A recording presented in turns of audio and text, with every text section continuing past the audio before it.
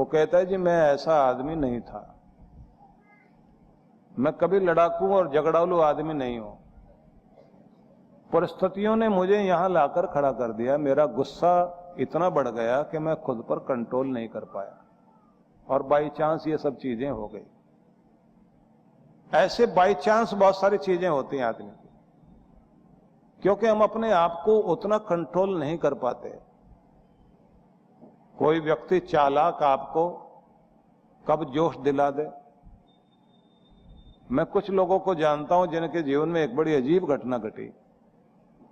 एक भाई बहुत इमोशनल, जो इमोशनल लोग होते हैं जल्दी गुस्सा आएगा, जल्दी रो पड़ेंगे, जल्दी मूडी हो जाएंगे, कुछ भी इमोशन में आके करते हैं। दूसरा भाई चालाक था, उसने देखा कि अब फैसले का टाइम है तो इसको जोश दिलाओ, गुस्सा दिलाओ। अब उसने गुस्से में आकर बोल दिया, ये रखा सब तुम्हारा, मैं कुछ नहीं लेने वाला हूं, जो तुमने देना हो दे दो, नहीं देना हो ना दो। जोश में बोल रहा था। अब दूसरे भाई ने जो चालाक था उसने कहा, मैं तो तुम्हें ये जगह देना चाहता हूं, अब जो ड्रामा तुम कर रहे हो ड्रामा मत करो, अगर तुम्हें ये लेना है तो लो, और बड़े धर्मात्मा बन रहे हो तो साइन करके दिखाओ। अब जोश दिला दिया उसने, फटाफट साइन कर दिया। अब बाद में जब उसे होश आई कि मैं तो इतनी बड़ी गलती कर बैठा हूं, मुझे यहां साइन नहीं करने चाहिए थे। अब घर के लोग समझा रहे हैं, वो अपने आप को कोस रहा बैठा हुआ कि मेरे साथ हमेशा यही होता है, मुझे गुस्सा दिला देते हैं, जोश दिला देते हैं और मैं ऐसा कर देता हूं। क्योंकि आपके पास होश रहती नहीं, कोई लालच में आपको जो बिगाड़ देता है, आपसे साइन हो जाते हैं। कुछ लोग वे भी होते हैं जो बहुत सारे पेपर लेकर आएंगे, साइन करने के लिए बैठाएंगे, मीठी बातें करेंगे, हंसेंगे हंसाएंगे, और साइन करते जा रहे हैं आप, बीच में वो पेपर रख देते जिस पे उन्होंने साइन करवाने, आपने तो जो जोश में आके साइन करते चले गए। धोखेबाज लोग इमोशनल लोगों का फायदा जरूर लेते हैं, और फिर भले लोग हमेशा ये कहा करते हैं कि पता नहीं भले लोगों के साथ बुरा क्यों होता है, क्योंकि उन्हें ठीक से आंखें खोलनी नहीं आती, ठीक से समझना नहीं आता, जल्दी हम लोग चक्कर में आ जाते हैं। तो अपनी इमोशन को अपने काबू में पाना चाहिए। आप अंधाधुंध जिंदगी न जिए, आपको हर दिन अपने आप को नियंत्रित करना भी आना चाहिए। तो 3 बातें भगवान कृष्ण ने कही, शीतोष्ण, ठंडी गर्मी का, इस सब को, मौसम को, परिस्थितियां जो भी आती है ना मौसम के अनुसार, उसमें अपने आप को नियंत्रित करना सीखिए। मतलब यह स्थूल शरीर की बात हो गई। फिर उन्होंने कहा सुख दुख, तो ये सूक्ष्म शरीर की बात हो गई। तो मतलब आपके मन का नियंत्रण, सुख दुख में समान रहना, गर्मी सर्दी में आपके नियम ना रुकें, यह एक बात हुई स्थूल शरीर की बात। शरीर को ऐसे साधो कि आपको गर्मी सर्दी में भी आपके काम चलते रहें, आंधी तूफान आपको रोक ना पाए। भक्ति में भी ये बहुत जरूरी है कि जिसको मौसम का फर्क नहीं पड़ता, मौसम कोई भी हो, आदमी अपने नियम से उसी तरह उठता है और वैसे अपने काम करता है। शरीर को ऐसा बनाइए। फिर कृष्ण भगवान आगे कहते हैं मन को ऐसा बनाओ कि सुख दुख आए लेकिन आप अपना कर्तव्य ना छोड़ें, अपने आप को संभाले रखें। अब तीसरी बात उन्होंने कही है, मान अपमान में आपका शरीर आपका साथ दे। दुनिया में मान अपमान मिलता है, समाज के कारण होता है। समाज ही आपका मान बनाती है और बिगाड़ती है। समाज ही आपका अंतःकरण निर्माण करता है।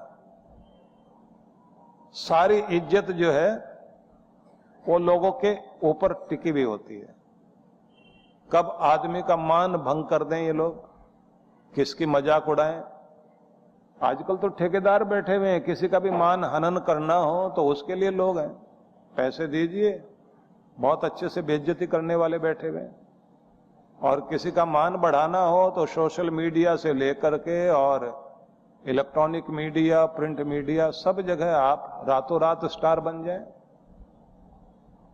आजकल बड़ा खेल चलता है, लेकिन ध्यान रख लेना, दिलों में जगह बनानी हो तो ये कागजों से नहीं बना करती, उसके लिए तो सच्चा कर्म करना होता है। तो वो कर्म करने से ही आप दिलों में जगह बना सकते हैं, नहीं तो हवाएं मिटाने में देर नहीं लगाती। रेत पर लिखा हुआ नाम जैसे होता है, आजकल का नाम ऐसे ही होता है कि लहर आई और रेत पर लिखा हुआ नाम मिट गया। परीक्षा हर किसी की होगी। जो सच्चा है, अच्छा है, मजबूत है, अडिग है, वो आंधी तूफान को सहेगा, अपना काम करता जाएगा, उसका नाम रहेगा ही रहेगा। उसका नाम कोई नहीं मिटा सकता, वो नाम रहेगा। दुनिया में दुष्टता भी बहुत रही, लेकिन वो आए और चले गए। सज्जनता आज भी हरी भरी है और आगे भी हरी भरी रहेगी। इसलिए अपना अच्छा करने में पीछे मत हटिए। भगवान श्री कृष्ण एक शब्द कहते हैं कि आप मान अपमान में आपकी बुद्धि की परीक्षा होती है। मान अपमान के समय में आपकी बुद्धि की परीक्षा होती है, तो आप अपनी बुद्धि को, अक्ल को इस्तेमाल करो कि किसी के कह देने से आपका मान भंग नहीं हो गया, किसी के बोल देने से आप छोटे नहीं हो गए। लोगों का रंग ढंग है, बहुत तरह के मूर्ख होते हैं ना दुनिया में। उन मूर्खों के कारण आप परेशान हो जाएं। 100 मूर्ख मिलकर आपको मूर्ख ठहराएं, आप मूर्ख नहीं हो जाते। लेकिन एक बुद्धिमान भी अगर आपको समझता हो और आपको सम्मान देता हो तो वो सबसे बड़ी बात होती है। आइंस्टाइन बहुत बड़े साइंटिस्ट हुए दुनिया में, उन्होंने बहुत कुछ दिया इस धरती को। जब वो जर्मनी से भागा और अमेरिका में गया तो हिटलर ने अनेक साइंटिस्ट उसकी थ्योरी को गलत सिद्ध करने के लिए खड़े कर दिए। तो किसी ने प्रतिक्रिया लेनी चाहिए आइंस्टाइन से कि आपको गलत सिद्ध किया जा रहा है, आप क्या कहेंगे? तो उन्होंने कहा कि झूठ एक आदमी कहे या 100 कहें, झूठ झूठ होता है, और सच एक बोले या अनेक बोले, सच सच होता है। इसलिए सच अगर मेरे साथ है तो मेरे साथ है, 100 झूठ से मेरा सच नहीं छिपने वाला। हालांकि मनोविज्ञान ये कहता है कि झूठ को 1000 बार दोहरा दीजिए, वो सच लगने लग जाता है, और बेचारा सच जो है वो दबा रह जाता है। इसलिए दुनिया को भ्रमित करने के लिए लोग जो है झूठा प्रोपगंडा किया करते हैं और सच्चे बेचारे रह जाते हैं। फिर भी अपना मनोबल टूटने मत दीजिए। आपका मनोबल बना रहेगा तो निश्चित रूप से कल्याण होगा। तो अब मैं आपको जल्दी जल्दी 2-3 बिंदु और बताऊंगा जिस पर आप लोग ध्यान देंगे, क्योंकि आज का समय समाप्त हो गया है। इसको आप लोग ध्यान दें। कल जितने पॉइंट्स मैंने आपको बताए थे, आज में आपने एक महत्वपूर्ण बिंदु पकड़ा, क्षमा मांग लेना और क्षमा कर देना जीवन को आसान बनाने का यह मूल मंत्र है। अगली बात, 2020 की 20 बातों में से एक बात यह भी है कि सजग, सतर्क, जागरूक, होशपूर्ण होकर जीवन जिएं, तभी जीवन की उत्कृष्टता को प्राप्त कर सकते हैं। अब ये बात समझने की कोशिश करिए। जो सजग है, सावधान है, सतर्क है, जागरूक है, होशपूर्ण जिंदगी जीता है, वही जिंदगी कीमती बनती है और सफलताएं मिलती हैं। आप सोचेंगे हम सभी तो जागरूक हैं, सभी सतर्क हैं, ऐसा तो नहीं है कि हम होशपूर्ण जिंदगी नहीं जी रहे। ज्यादातर लोग वे हैं जो आधी अधूरी जिंदगी जीते हैं, मतलब बैठे यहां हैं, ध्यान कहीं और। वो चलेंगे फिरेंगे लेकिन आधा ध्यान चलने फिरने में, आधा ध्यान उनका कहीं और।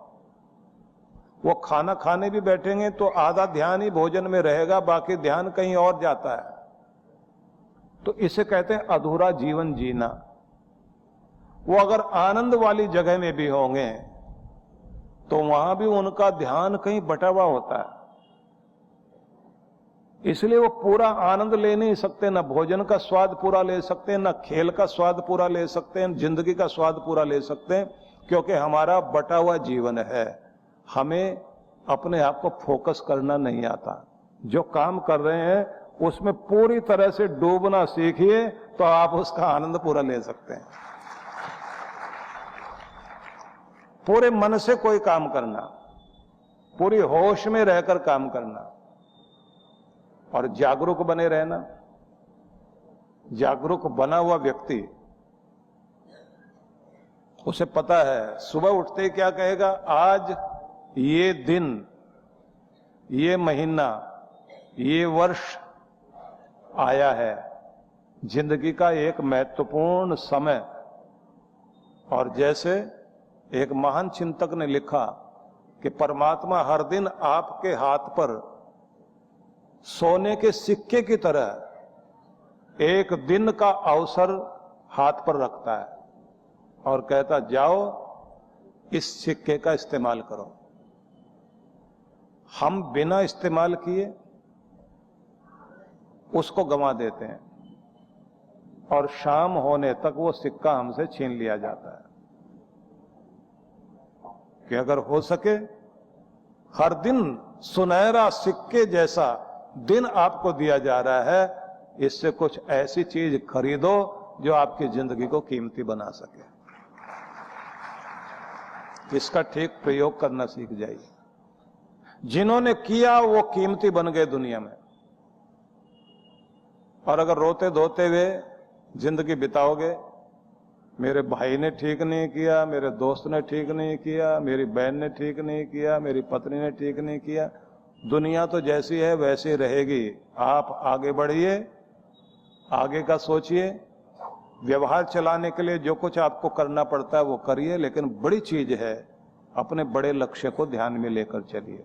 बड़े के साथ बैठने से बड़े बनोगे और छोटों के साथ बैठने से, मतलब जिनका जीवन छोटा है, जिनकी आदतें खराब हैं, उनके साथ बैठने से आपकी जिंदगी कोई कीमती नहीं बन सकती। इसलिए अपना आदर्श भी कोई ऊंचा चुनिए। उन विचारों को मन में लाइए जो आपको कीमती बनाते हैं। हर एक से राय लेते घूमेंगे, वो राय भी आपको ऊंचा नहीं उठा सकती। गलत राय देने वाले लोग अगर मिल जाएं, जिंदगी खराब हो जाती। कल आपको बताया था ना कि दुर्योधन का सलाहकार शकुनी है और अर्जुन का सलाहकार कृष्ण भगवान है। सलाहकार भी चुनना सीखिए। आपको सलाह देने वाला अगर शकुनी है तो पूरा खानदान नष्ट हो गया, और जिसका सलाहकार कृष्ण है उसके सारे जीवन में ऊंचाई आती चली गई, सफलता मिलती चली गई। अपने गुरु को, अपने भगवान को आप उन्हें कहें कि आप मुझे चलाओ, आप मुझे निर्दिष्ट करो, या फिर अच्छे विशेषज्ञ लोगों से सलाह लेनी चाहिए। कभी कभी हम लोग गलत लोगों से सलाह लेने लगते हैं। किसी गांव में चोरी हो गई, इंस्पेक्टर आया, उसने सारे गांव वालों को इकट्ठा किया और इकट्ठा करने के बाद उसने गोल घेरा बनवाया और सबसे पूछना शुरू किया, बताओ चोरी किसने की, बताओ चोरी किसने की। एक आदमी खड़ा हुआ, उसने कहा साहब मैं बता सकता हूं आपको। बोले बताइए। बोले यहां नहीं, थोड़ा दूर चलिए आप। उसको काफी दूर लेकर चला गया, वो आधा किलोमीटर दूर ले जाकर बोला कान में बताऊंगा। तो उसने कान आगे किया पुलिस इंस्पेक्टर ने, बोले आप बताओ। बोले जी मुझे तो ऐसा लगता है किसी चोर ने चोरी की है। इंस्पेक्टर ने अपना डंडा उठाया और उससे कहा कि नीचे बैठ जरा। अब 5 डंडे लगाए और कहा चोर ने चोरी की है। बोले पक्की बात साहब, चोर ने की होगी। कहा इतने ज्ञान की बात तूने मुझे इतनी दूर ले जाके बताई। ऐसे सलाहकार आपको बहुत सारे मिल जाएंगे जो आपको बताएंगे कि सच में मैं ऐसी बात बताऊंगा जो कोई नहीं बता सकता।